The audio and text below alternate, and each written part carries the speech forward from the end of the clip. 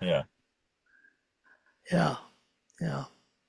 So any questions you have for me about shame that I can respond to, I'm happy to do that. I, You're uh, muted. you're muted, Ivana. Ivana. Yes, I'd like to ask you from your observation from seminars and one-on-one work in those symptoms that we see clients with, whether it's social anxiety, depression, overeating, overdrinking, procrastination, how prevalent is shame as a root cause? And I think it's ubiquitous. It's yeah. ubiquitous. I in the days I did my dissertation work, 1994, trauma was talked about, but not the way it is now. So I consider trauma and internalized shame twin sisters or Siamese twins. You're not going to have one without the other. Mhm. Every form of trauma is a diminished sense of self, and a diminished sense of self is a feeling of shame Mhm. and risk. And now that I understand some about polyvagal theory, of course, we use the term neurology, but it's like unconscious. It's the same thing. Our neurological system with trauma can perceive a risk of safety outside of our conscious awareness and shift us into fight flight before we have any idea what it is that's causing that shift. So my wife tells a story, kind of illustrate it. When she was a teenager, she had a guy who was 2 years older than she was, and they were dating and, infatuated and the whole thing. And he went to college. And a small town she lived in, there was a small drugstore downtown, and they had little small bottles of cologne and perfume. And so, little high school girl, she saved a little money, went down and bought his favorite cologne and gave it to him. And he went to college, and he came back to her school during lunch hour, and wanted his ring back in front of all her peers because he had found somebody prettier and smarter than her. Humiliated her in front of all her peers. Well, some years later, went to college, we met, and we started dating, and it was like an hour to Chicago. So we drive to Chicago, do a few things, go to a department store and just walk around. And she started picking a fight on the way home. We'd make up, and we'd go back to Chicago. Same thing would happen. She'd pick a fight. Well, years later, when we understood some of this stuff, in department stores in those days, when you walked in, you went through the cologne department first. And out of the corner of her eye, there was a green bottle of that cologne. She wasn't even conscious of it, but it triggered a fight-flight response in her. Helping people have a little self-compassion because they take ownership of those shifts. And I can't stop it. I'm powerless to stop this trigger. Yeah, well, okay, but you can find yourself in it and become aware of it and give yourself some self-compassion. So triggers happen, but triggers, when we catch ourselves in the trigger, we have self-awareness enough to catch ourselves in there. Then we can have some self-compassion and move out of that back into a more normalized or emotional state. That makes sense? Yes. Yeah, definitely. I mean, you have that unconscious response even, and you've already made a decision before you even Right. opened your mouth and did what you were going to do. Right. Yeah. Part of the work I did before I worked with hemotherapy, I worked with a program that's known as focusing. I don't know if you know anything about it. Work of Eugene Gendland was the Yeah, researcher. I've read it. It's one Okay. of his books or part of his book. So the work on focusing is rather than it's a language shift. Instead of saying I'm angry, I'm sad, I'm hurt, You would shift language, become aware of what's going on inside. You would locate where that feeling is in your body, so it's very somatic, Hmm. and shift to, okay, I'm sensing something in me feels angry. I'm sensing something in me. Now it's kind of an induction process. They didn't call it induction, but it was kind of a Yeah, centering induction process. it's like the emotional trance method in ACH. Yeah, yeah. And so it's about how do I begin to have a respectful inner relationship with how my body is communicating to me. And 9 times out of 10, it would reduce. It would reduce the intensity of it. And often our unconscious would give us another option or a forwarding option to that awareness, which was, they didn't call it hypnosis. In fact, Gillen didn't like the idea of hypnosis, but he was looking at the old school hypnosis. And so I use that in some of my sessions with people to help them have that internal awareness, be able to sense, okay, this is in me, but it's smaller than me. I have a sense of my presence that's larger than this thing that I'm feeling right now. And that's an interesting transfer for people to do too. So, And did I answer your question? yes, because shame is the diminished sense of self, how do you see a spiritual healing that goes directly into identifying the kingdom within or God within, identifying with them, recognizing that all other identification, I'm a woman, I'm Canadian, I'm a mother, are Yeah, temporary, false identification, and creating that relationship with self directly, and expanding that. So, where do you see that spiritual healing as kind of like a shortcut to expand that sense of self into the unlimited? Because I'm asking because I'm a yogini.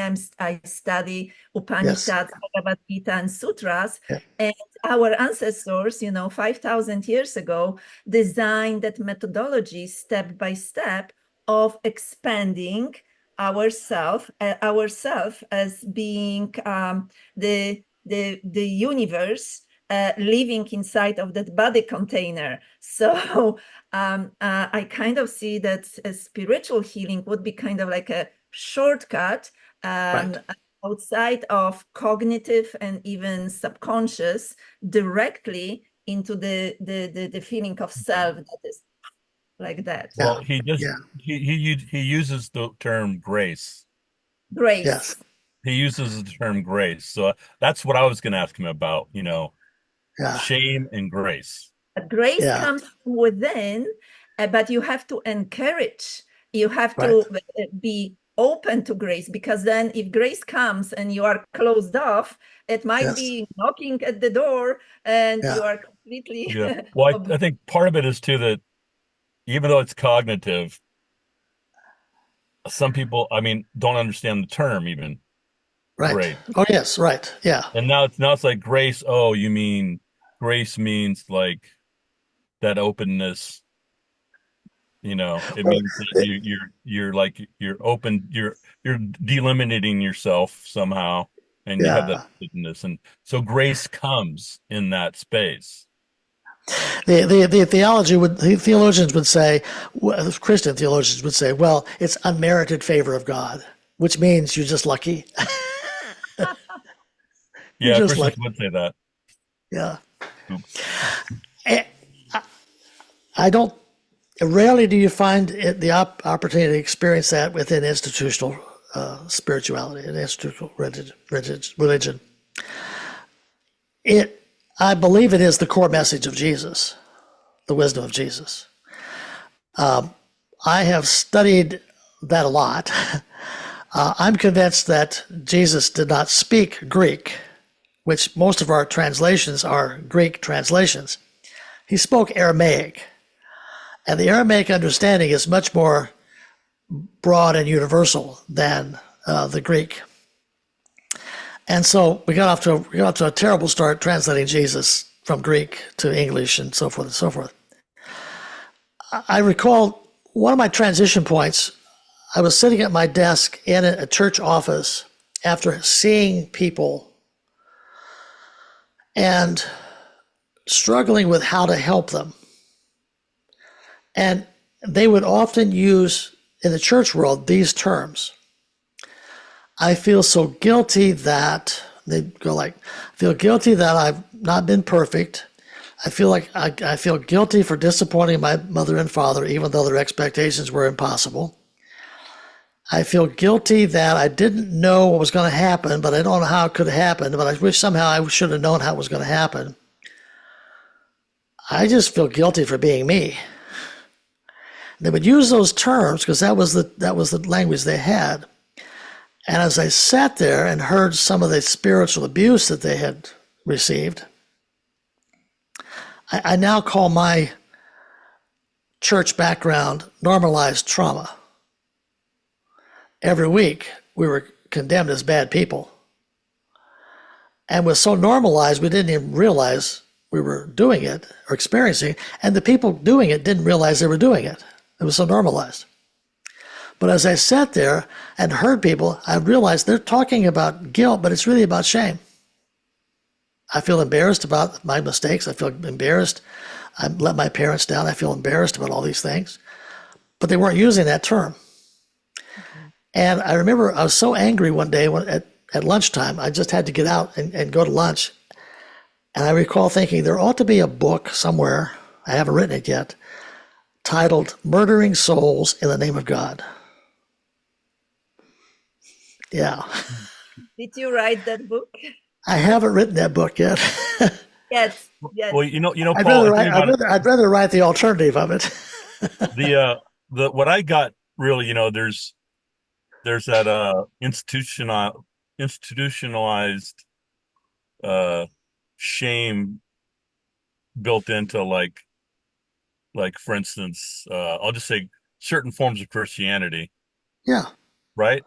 But if you broaden your view, there's shame is everywhere, or Yes. people talk to each other in a way that is shameful. It's Yes. shame producing. Yes. Yeah, and group boundaries, social group boundaries are enforced by shame. If you get too far out of a boundary, then we will shame you or ostracize you. Yeah, it's ubiquitous. It's much more basic. In fact, here's the interesting thing. I mentioned that Tompkins' work suggested that shame is innate affect. Guilt is not an innate affect because you have to know something's wrong to feel guilty. Yeah. Back to the spirituality piece. There's a quote that I ran into early in my research that I've never, it's just always kind of branded in my head. The author was a theologian. He was a second generation immigrant. His parents moved from, I'm not sure where, Europe someplace. And so they put a lot of pressure on him to help them fit in. And he was a theologian, and he wrote this. He said, no one can shame you more deeply than someone from whom you expect to receive grace, love, support, which makes spirituality, spiritual communities, very dangerous. Mm-hmm. It also makes parenting very risky. We can experience trauma by the overt absence of affirmation and love rather than anger. Just the absence the over absence? The absence of love, affirmation, care. Okay. Can be just as traumatizing as being hit. Mm-hmm. So just being ignored itself silence would treatment too. Yeah, Yes. ignored. I've also discovered this in my focusing work. In terms of trauma, I didn't know this before. Maybe it's widely known, but the second part of a trauma experience can be more impactful than the event itself. For example, if a child is bullied at school, which is bad, if they go to the teacher and the teacher does nothing, and they go to the parents and the parents do nothing, that's more impactful than the bullying in the first place. Because now you're left with, I'm alone. Nobody cares. Mhm.